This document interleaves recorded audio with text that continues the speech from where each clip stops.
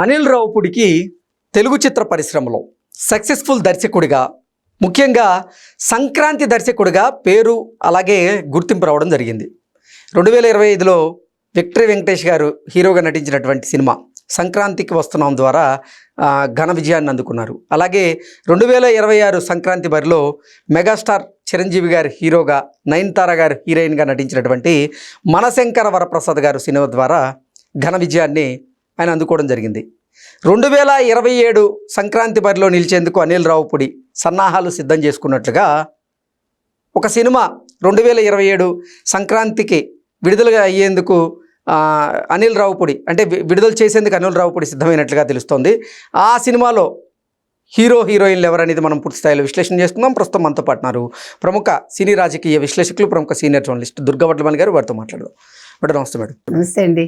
2027 సంక్రాంతి బరిలో నిలిపేందుకు ఒక సినిమాని ఇప్పటికే అనిల్ రావుపుడి సిద్ధం చేసినట్లుగా తెలుస్తోంది. ఇంతకీ ఆ సినిమాలో హీరోయిన్లు ఎవరు అంటే ఏం చెప్తారు? ఇంకా హీరోయిన్ పేరు బయటకు రాలేదు, కానీ హీరో అంటే ఒకళ్ళిద్దరు ఉన్నారు ఇప్పుడు చర్చలో ఉంది.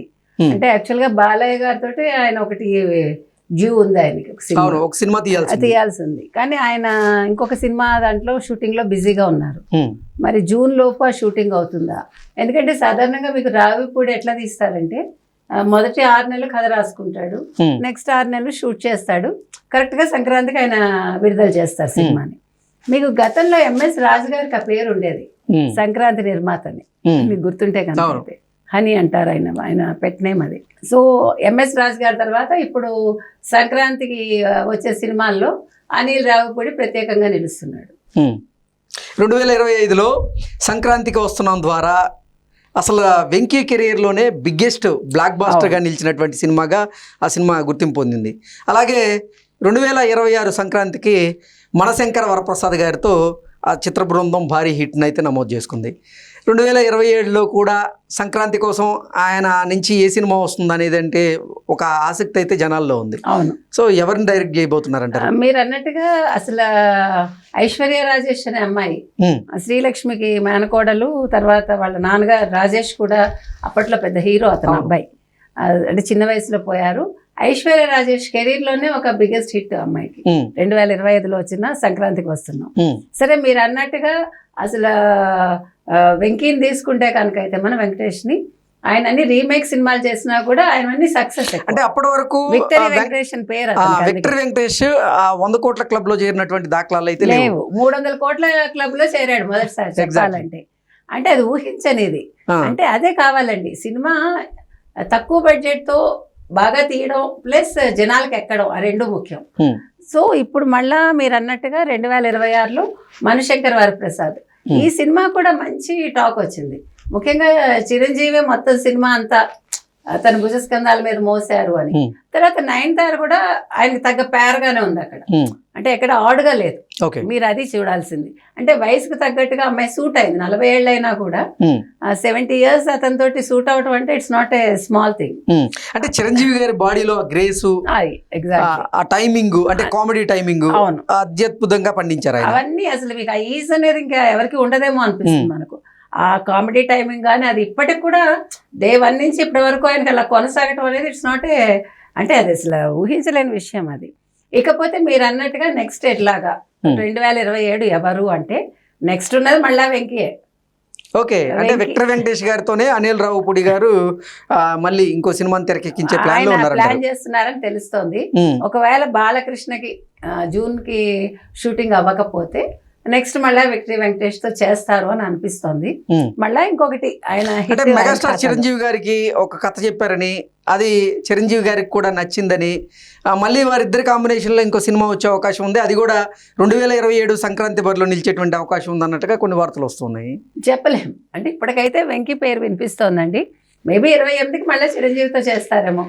లేదు, అనిల్ రావుపూడి తన పందా మార్చుకోవాలి కొంచెం. ఒకవేళ బాలకృష్ణ నెక్స్ట్ ఇయర్ కి సెట్ అయ్యారు అనుకుందాం, బాలకృష్ణ చిరంజీవితో 6 నెలలు చేయలేరా? అంటే ఏమో చెప్పలేం. అట్లా కూడా చేయొచ్చు కదా. He has to change his ఇదనమాట. ఒకటి దసరాకి చేసి ఒకటి సంక్రాంతికి పెట్టుకునేలాగా ప్లాన్ చేసుకోవచ్చు. అంటే తెలుగు చిత్ర పరిశ్రమలో రీజనల్ రాజమౌళి లాగా ఇప్పుడు అనిల్ రావిపూడికి అయితే మంచి గుర్తింపు రావడం అవునండి. జరిగింది. అంటే రాజమౌళి గారికి ఎలా ఒక అపజయం ఎరిగినటువంటి దర్శకుడిగా పేరుందో, ఇప్పుడు అనిల్ రావిపూడికి కూడా రీజనల్గా ఒక అపజయం ఎరిగినటువంటి అలాగే దర్శకుడిగా పేరు ఉండాలండి. వచ్చింది. అతను అంటే ఇక్కడి నుంచి అతను మారకూడదు, అతని దృక్పథం మారొద్దు. ఎందుకంటే మనకి ఎక్కువ ఆశలు పెట్టుకోకూడదు. ప్లస్ పాన్ ఇండియాలు ఇవన్నీ అవసరం లేదు. ఉమ్, ఎప్పుడు ఇంట కలిసి రచ్చగలవమన్నారు. కాబట్టి ఇలాగే చేసుకుంటూ వెళ్ళాలి అతను. ఉమ్, ఎందుకంటే ఆయనకి ఆ మిడిల్ క్లాస్ మెంటాలిటీస్ తెలుసు, ఉమ్, అవన్నీ కూడా అతనికి బాగా వంట పట్టాయి. కాబట్టి ఉమ్. అంటే ఇంట్లో అంటే ప్రేక్షకుల నాడిని పట్టుకోవడంలో అనిల్ రావిపూడి సక్సెస్ అవుతున్నారు. ఎగ్జాక్ట్ గా అది కూడా కామెడీ జోనర్ ఎంచుకొని. అది కరెక్ట్. కామెడీ జోనరు ప్లస్ ఒక కుటుంబంలో ఉండే మామూలు మగవాళ్ళకి ఆడవాళ్ళకి, అంటే ఒక ఫ్యామిలీలో ఒక భార్యాభర్తలకు ఉండే మామూలు కామన్ ఈగోస్, కామన్ ఏమనాలి దెబ్బలాట్లు, ఏదైనా కూడా అంటే అలకలు, అలకలు, బుజ్జగింపులు, లేదంటే విడిపోయేదాకా వెళ్ళి మళ్ళా వెనక్కి రావడాలు, ఉమ్, ఆ చిన్న చిన్న ఇదిలు కూడా అతను బాగా చూపించగలుగుతున్నాడు, బాగా పండిస్తున్నాడు సినిమాని. అతని సక్సెస్కి అదే కారణం అవుతుంది. ఓ కథ ఏమి ఉండదు మనకి, ఉమ్, కానీ ఆ ప్రెజెంటేషన్ అంటాం చూడండి, అందుకే కథ వేరు కథనం వేరు అనేది. ఉమ్, కథా కథనం రెండూ తెలుసున్నప్పుడు సినిమా తప్పకుండా అది పెద్ద హిట్ అవుతుంది. ఇప్పుడు మనశంకర్ వరప్రసాద్ హిట్ అయిందంటే అదే కదా రీజన్. ఉమ్, ఇక్కడ ఈ చిరంజీవి ఎంత పెద్ద ప్లస్, నయనతార ఒక ప్లస్సే. వీళ్ళిద్దరికి సాయి కథ అండ్ డైరెక్షన్, ఉమ్, ఇవన్నీ కూడా కలిసి వచ్చాయి. అది ఒక సినిమా పండాలంటే ఒక్కళ్ళ మీదే ఉండదు కదండి, ఉమ్. అందరూ కలిసికట్టుగా చేస్తేనే అవుతుంది. కాబట్టి అనిల్ రావిపూడి మళ్ళీ 2027 సక్సెస్లో ఉంటారు అని మనం ఖచ్చితంగా చెప్పచ్చు. ఓకే. ఇప్పుడు మనశంకర వరప్రసాద్ గారి ద్వారా ఇప్పుడు అనిల్ రావిపూడి మరోసారి 300 కోట్ల క్లబ్లో చేరబోతున్నాడు అనేటువంటి ప్రచారం కూడా జరుగుతోంది. ఇప్పటికే వరల్డ్ వైడ్గా 300 కోట్ల క్లబ్లో మనశంకర వరప్రసాద్ గారి సినిమా కలెక్షన్ రూపంలో దూసుకెళ్తుందన్నట్టుగా వస్తున్నాయి వార్తలు. ఏంటి మేడం దీని మీద విశ్లేషణ ఏంటి? ఖచ్చితంగానండి, అందులో సందేహం అక్కర్లేదు. మీకు మనశంకర్ వరప్రసాద్ ఆల్రెడీ 300 కోట్లు దాటిందని అంటున్నారు, 400 కోట్ల క్లబ్ కూడా వెళ్తుందని అంటున్నారు. ఇది అంటే ఇప్పుడు చూసారా, మీకు సుస్మితా కొణిదెలకు కూడా ఇది ఒక మంచి గ్రాండ్ ఎంట్రీ లాగా, ఒక నిర్మాతగా. ఈ మధ్యకాలంలో మనం చూసుకుంటే అంటే అశ్విని దత్ గారి పిల్లలు వాళ్ళు చక్కగా మంచి ప్రొడ్యూసర్స్గా పేరు తెచ్చుకున్నారు వాళ్ళ నాన్నగారు లాగానే. అలాగే ఈ అమ్మాయి, ఆ తర్వాత నిహారిక కూడా చేశారు కదా, ఆ అమ్మాయి కూడా చేశారు. ఆ తర్వాత మంచు లక్ష్మి కూడా ఏదో చేసినట్టున్నారు. అంటే ఇది ఒక ఆహ్వానించదగ్గ పరిణామం. ఆడపిల్లలుగా ఇంట్లో కూర్చోకుండా తండ్రి బాటలోనే వెళ్ళడం, లేదంటే తండ్రి నటుడైతే ఈ రకంగా నిర్మాతగా ఉండడం. అంటే చూడండి, సుస్మిత 70 ఏళ్ల తండ్రిని అమ్మాయి నిర్మాతగా వ్యవహరించగలిగిందంటే, ఈ సినిమా హిట్ అయిందంటే అది చాలా పెద్ద విషయం కదా. మనం ఏ రకంగా చూసుకున్నా కూడా ఇవాళ మన తెలుగు ఇండస్ట్రీ చాలా హెల్తీగా ఉంది చెప్పాలి. ఓకే అండి, థ్యాంక్ యూ సో మచ్.